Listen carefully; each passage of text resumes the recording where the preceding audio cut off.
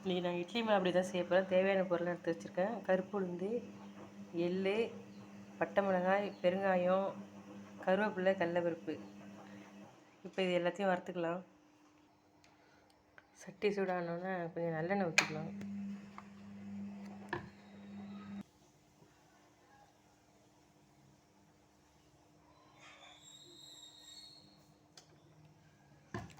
நல்லெண்ணெய் ஊற்றி சூடாகிடுச்சு பாருங்கள்.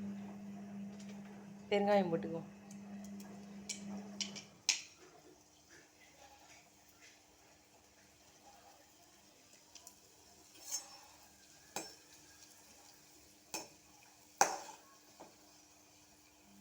பெருங்காயம் நல்லா பொரிஞ்சிடுச்சு. பட்டை மிளகா போட்டுக்கலாம்.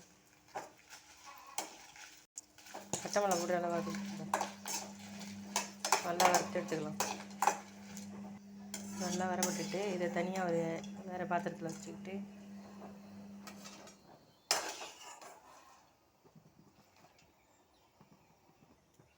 கடலப்பருப்பு முதல்ல கடலப்பருப்பு நல்லா வறுத்துக்கலாம்.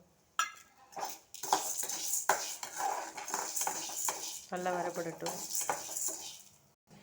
கடலப்பருப்பு கொஞ்சம் செவந்தோன்னா இதிலே உளுத்தம் பருப்பையும் போட்டு வறுத்துக்கலாம். கருப்பு உளுந்து போட்டுங்க, உடம்புக்கு நல்லது. கருப்பு உளுந்தையும் போட்டு நல்லா செவர வறுத்துக்கணும். வாசம் வர வரைக்கும் வறுத்துக்கலாம். இப்போ உளுந்து கடலப்பருப்பு ரெண்டும் நல்லா வரப்பட்டுட்டு இப்போ கருவேப்பிலையும் இதிலே போட்டுக்கலாம். போட்டு கொஞ்சம் நேரம் நல்லா வறுத்துட்டா அதுவும் நல்லா வரப்பட்டுடும்.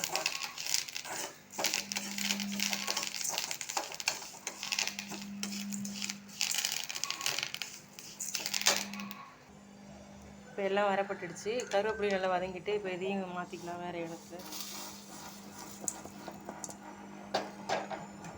இது சட்டியில் இப்போ எள்ளை வறுத்துப்போம்.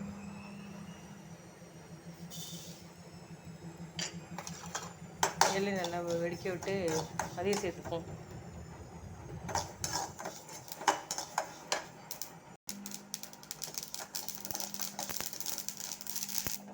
எள்ளு நல்லா பொரிஞ்சிட்டு அதையும் இது கூட வச்சு நல்லா எல்லாமே நல்லா ஆறணும். ஆறுனா தான் பொடிக்கு நல்லாயிருக்கும். பொடி நுணுக்கிறதுக்கு பொடியும் நல்லா வாசமாக இருக்கும். எல்லாம் ஆறட்டும். பாருங்கள், எல்லாம் நல்லா ஆறிட்டு நம்ம வறுத்த கடலப்பருப்பு, எள், மிளகாய் எல்லாம் இப்போ மிக்சியில் மாற்றி நுணுக்கிட்டு வந்துடுறேன். இப்போ இந்த அளவுக்கு நுணுங்கிருக்கு. இதில் உப்பு போட்டுக்கலாம்.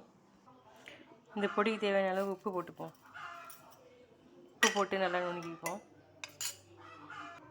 இப்போ நல்லா நுணுக்கி வச்சு இந்த அளவுக்கு நுணுக்கியிருக்கோம் பாருங்கள். பூண்டு மேலே உள்ள தோலை மட்டும் எடுத்துகிட்டு அப்படியே வச்சுருக்கேன். அந்த பூண்டை லாஸ்ட்டாக போட்டு ஒரு ஓட்டை ஊற்றிக்கலாம். பூண்டு போட்டு ஒரு ஓட்டை ஓட்டியாச்சு. அவ்வளோதாங்க, பொடி ரெடி. நீங்களும் இந்த மாதிரி செஞ்சு பாருங்கள். இட்லி மிளகா பொடி செஞ்சு பார்த்து சாப்பிட்டுட்டு எப்படி இருக்குன்னு சொல்லுங்கள். என் பொடி பிடிச்சிருந்தா லைக் பண்ணுங்கள். அவ்வளோதாங்க, நன்றி.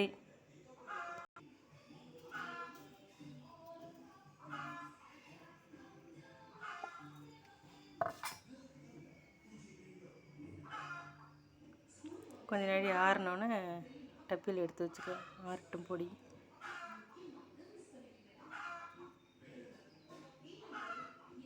அவ்வளோதான், இட்லி மாவு அப்படி ரெடி.